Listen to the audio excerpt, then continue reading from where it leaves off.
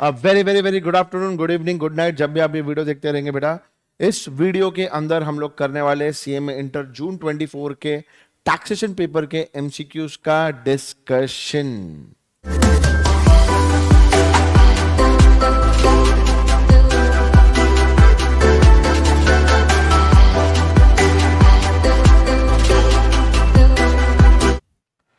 Okay यार, चलिए यार, ये वीडियो हम लोग चालू कर रहे हैं। वीडियो में आगे बढ़ने से पहले सॉरी, कल मैं एमसीक्यूज का डिस्कशन लेके नहीं आ पाया। पेपर बहुत इजी था, बहुत सारे बच्चे लोगों ने बहुत सारे मैसेजेस करे।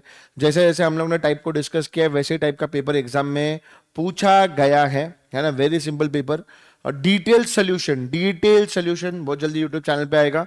हम लोग सिर्फ एमसीक्यूज का डिस्कशन कर रहे हैं। एमसीक्यूज में वही बच्चे सोल्यूशन देखिए जिनको दे आर रेडी टू सी कि बाबा हमारा आंसर राइट है क्या रॉन्ग है। जो कमजोर दिल के बच्चे भैया वो लोग वीडियो ना देखें एंड तक, आप छोड़ दीजिए, क्योंकि आपको एंजाइटी हो जाती है आपका आंसर रॉन्ग है राइट है उस चीज़ को लेके, इसलिए वो बच्चे ना देखें। बाकी डिटेल वीडियो अगर हम बात करेंगे डिटेल वीडियो का, तो डिटेल वीडियो बहुत जल्द हमारे हर सोल्यूशन के साथ आने वाला है हमारे यूट्यूब चैनल के ऊपर। आपको उसकी चिंता करने की जरूरत नहीं है। ओके यार, लेट्स स्टार्ट। सिंपल क्वेश्चन है, 15 एमसीक्यूज है, फटाफट खत्म करते हैं हम लोग। Okay, Mrs. Parul is engaged in the business of growing and manufacturing rubber. Rubber है 65-20-35. Her income from this activity for the financial year is through 2,50,000. As per income tax, her agriculture income कितना रहने वाला है उसका? Agriculture income रहने वाला है उसका 65% होने वाला है 250 का 65%, 1,62,500. Next MCQ, Mr. Ganesh, employed in Moses Limited, has received children education allowance of 2,000 per month. He has 3 children going school. बच्चे दो ही अच्छे. How much education allowance is taxable? भैया 100 रुपए का एग्जामिशन मिलेगा, 24,000 माइनस 100 इंटू 2 2400, 21,600 आपका टैक्सेबल रहने वाला है।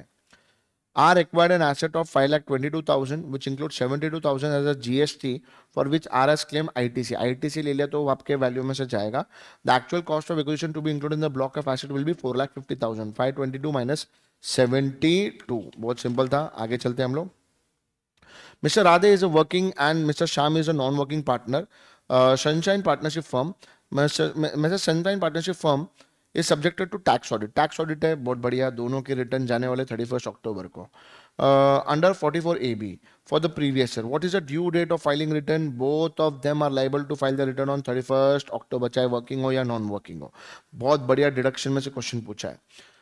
अमाउंट रिसीव बाय नॉमिनी है at the time of closure of opting out of national pension scheme due to death of the assessee 100% exempt होता है। नॉमिनी को मिल रहा है, असेसी को नहीं मिल रहा है, इसलिए याद रखना। तो आप 25% बोलेंगे, 25% is not the answer because ये नॉमिनी को मिल रहा है ऑन द डेथ। याद रखना, अपने बुक के अंदर है ये वाला पॉइंट।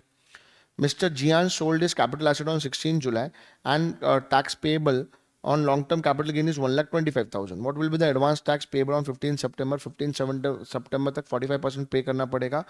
1,25,000 का 45% will be 56,250. आ जाइए। What is the monetary limit of gift by employee to employee in a year?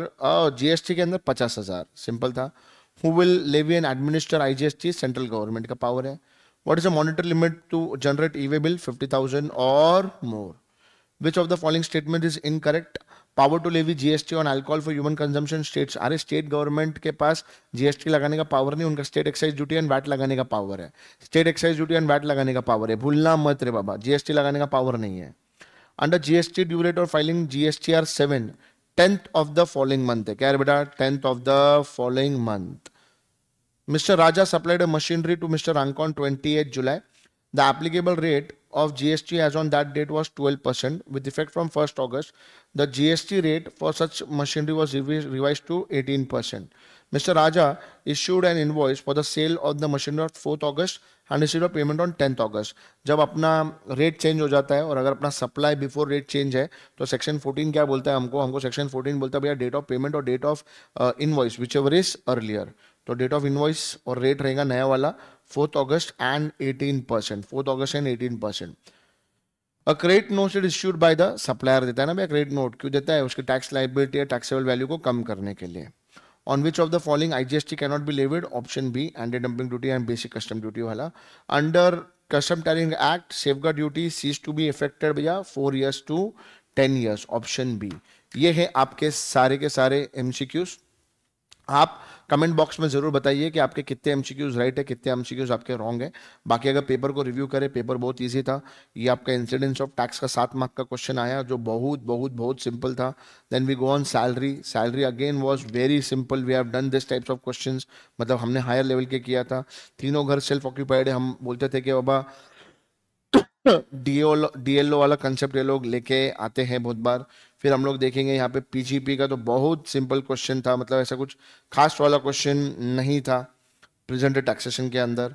फिर अगेन अगर हम बात करें कैपिटल गेन के अंदर, लैंड बेच के आपने चीज़ें खरीदी हुई है तो एग्जेम्पशन का क्वेश्चन था, कुछ खास बात नहीं थी। मैं बार बार बच्चों को बोलता था भाई साहब आपको एग्जाम के अंदर इनकम फ्रॉम अदर सोर्सेज का क्वेश्चन बनता है 7 मार्क का, जो छोड़ना नहीं चाहिए।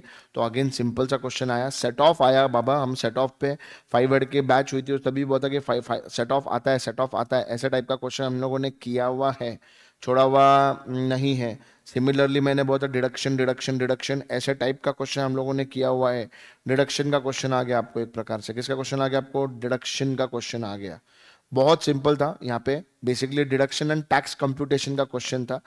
अगेन अगर अपन देखेंगे समवेयर और दी अदर, हम लोग ने जो बोला था कि बाबा पहला चैप्टर आता है आप लोगों का, तो ये जो जीएसटी का क्वेश्चन था ये मैंने जब सक्सेस बैच लिया था तभी बोला था कि इस चैप्टर में से क्वेश्चंस बनते हैं। अगेन ये जो क्वेश्चंस थे जो ऑलरेडी किए गए हैं वही टाइप के क्या बने आपके क्वेश्चंस बने हुए हैं। फिर अगर हम बाद में बात करेंगे तो यहाँ पे आपके कॉम्पोजिशन स्कीम, मैं बोलता था कॉम्पोजिशन स्कीम सेक्शन 10 के ऊपर क्वेश्चन आते हैं, उसके ऊपर भी आपके क्वेश्चंस बने हुए हैं, बिल्कुल भी डिफिकल्ट नहीं था। रजिस्ट्रेशन के ऊपर क्वेश्चन बना, उसके बाद आपका कस्टम्स आया है 7 मार्क के लिए। तो paper overall was very very very very very simple. ऐसा नहीं कि बाबा paper was difficult, it was a very simple. Time of supply भी आया ये बार, पहले वैल्यू ऑफ सप्लाई की जगह पे टाइम ऑफ सप्लाई पूछा गया है। Paper was very simple. हम डिटेल सोल्यूशन लेके आएंगे और आप भैया पढ़ते रहो। आगे के भी जैसे जैसे जो जो चैप्टर्स होंगे, जो जो सब्जेक्ट्स होंगे, हम लोग एमसीक्यूज लेके आएंगे। सॉरी कल हम लोग एमसीक्यू डीटीआईडीडी का नहीं लेके आ पाए, बट हम लोग I was really very occupied. And भैया कीप स्टडिंग, क्योंकि पढ़ेंगे तभी जाकर आगे बढ़ेंगे। Lots of love. बहुत सारे कमेंट्स आपके रहे, डीटीआईडीडी का पेपर जबरदस्त था, लॉ का पेपर जबरदस्त था। लास्ट पेपर आपका ग्रुप 1 के अंदर पेंडिंग है, कॉस्टिंग जाके फोड़ डालना, छोड़ना नहीं है। एंड जो बहुत ग्रुप दे रहे भैया ऑल द बेस्ट, अच्छे तरीके से जाइए। ओएमएसएम का पेपर ईजी था, अकाउंट्स एंड ऑडिट का पेपर भी आपका ईजी था। अब जब मैं रिकॉर्डिंग कर रहा हूँ तो एफएमओ डीए का भी रिव्यू आ गया था, बहुत ईजी पेपर था, डिफिकल्ट पेपर नहीं था। तो all the best, please keep studying, time pass करना नहीं है। Lots of love from AC, bye bye, love you.